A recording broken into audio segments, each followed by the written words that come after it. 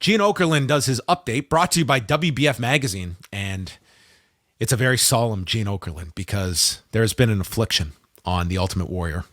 Papa Shango's curse that Gene Okerlund describes as disturbing, to say the least. But if you're a new viewer or you're going back in time, you're trying to wonder what's going on with this curse. So we get a whole recap of the Ultimate Warrior.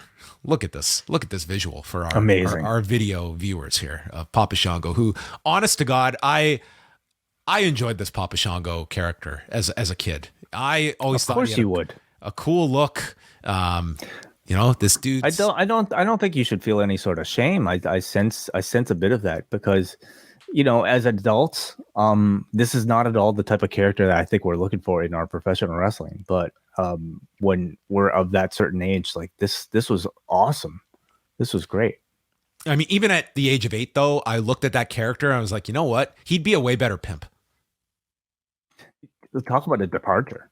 He certainly, or a supreme fighting machine. I mean, there were lots of occupations for this individual. I would love it if somebody was able to kind of like canonically explain that these are the same people, and somehow, the guy just kind of got very, socialized, and so much so that it eventually became a pimp.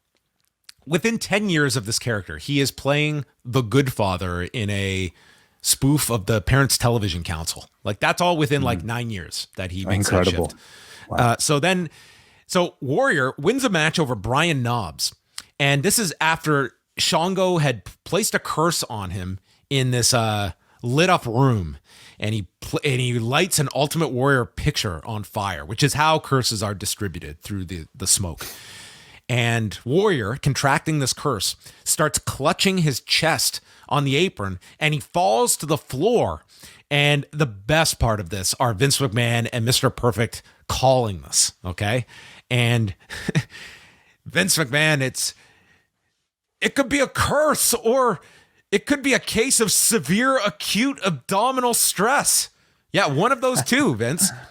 And Warrior gets taken back to the back and vomits all over this poor physician. So you can take Vince McMahon out of any era, and there are certain hallmarks of his style of humor that you can inject in 2020 to 1992. He loves vomit. Yeah, vomit over all him, right over the face.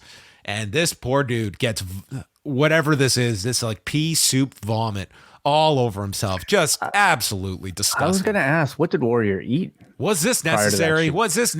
Like, could we not convey the pain the man was in without this projectile discharge? You and I both know, John, if he just kind of sat on that hospital bed, clutching his stomach, we would not be talking about this 30 years later, okay? The vomit. This was one instinct of Vince's where I felt it worked. This made the angle here. And this poor guy, this poor doctor having to who evidently died in storyline after this. Yes. And then was resurrected by Vince McMahon's correction later in the episode. Odds. What is he up to? I have no idea. What's he up to today? What are the odds this guy who was filming this angle was told ahead of time the vomit was coming? Versus them surprising him for a genuine reaction. I think in this company, I would say 70% chance he didn't know this was coming. To me, that would be grounds for some sort of lawsuit, having a colleague vomit on me. But he looked like he was prepped for it. Look at this, acting here. His face just selling this disgust.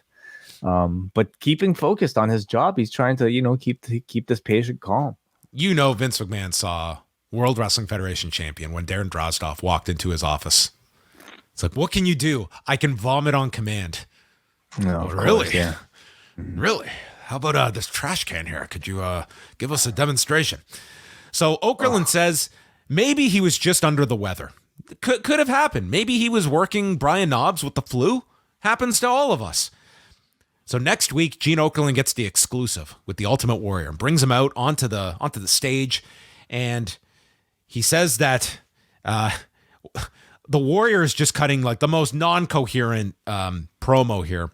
And suddenly, with this oddly placed Warrior white jacket, this like sports jacket that he is wearing, Just interesting, right? Why? Did the Ultimate Warrior go to university? Maybe it was cold. Maybe it was cold out. And he just wanted, this was like that time that he was going to take a framed photo to the head, and he comes out and he's wearing a baseball hat on Raw. Yeah. You picture the Ultimate Warrior wearing I don't know, a bear skin or something. You don't really picture him in a varsity jacket. So the goo starts coming down his face, the black goo, as it is scientifically identified as. And as the stuff just is dripping down his face, he just yells, "Warriors!" And that was always something that stood out to me. Was any regular human being, black goo starts dripping down your face. Help! I don't know if I'm going to scream, "Way!" I don't know if my first instinct is to scream my name, but Warrior here, sees goop on his face, and the first thing he says is his name, which was, I thought, totally badass.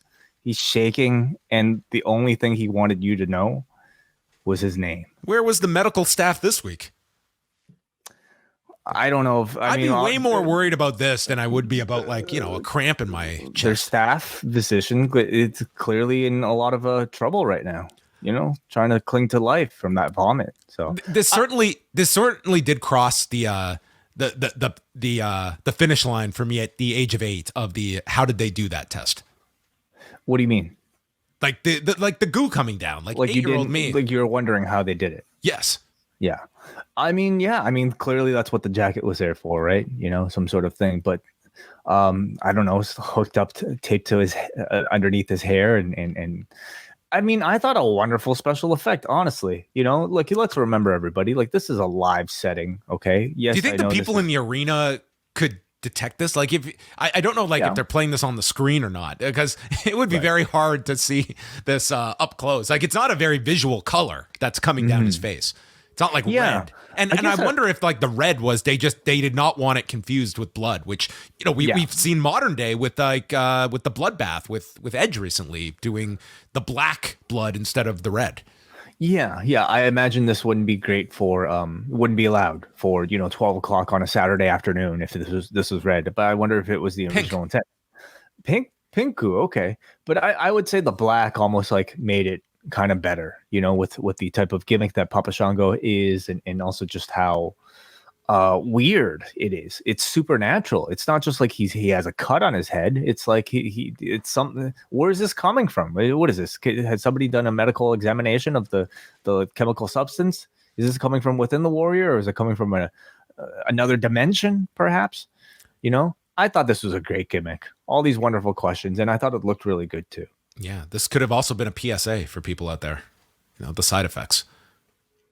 Don't put foreign chemicals into your body. Do you think this is an anti-smoking ad? It could have been. Oh, or an anti-something ad. I mean, the man, he is not long for the WWF for his, you think it was IcoPro dripping down his face? I don't know if this was the best IcoPro endorsement from the Ultimate Warrior, but that is a wonderful image right there. And let me just say, what made all this work is coming back to the type of professional broadcaster that Amin Gene Okerlund is. I was there from this ridiculous cartoonish setting, but into this very real news desk, real sports atmosphere with an A+ professional broadcaster talking about this as if it was top story on the 6 o'clock news. I thought it was wonderful. Yes, and then he just very cavalier refers to Papa Shango as the voodoo sorcerer, and Okerlund, he does not look forward to what will happen to the Ultimate Warrior. The man was just a A+ when it comes to decorum here. I mean, Sean Mooney was though.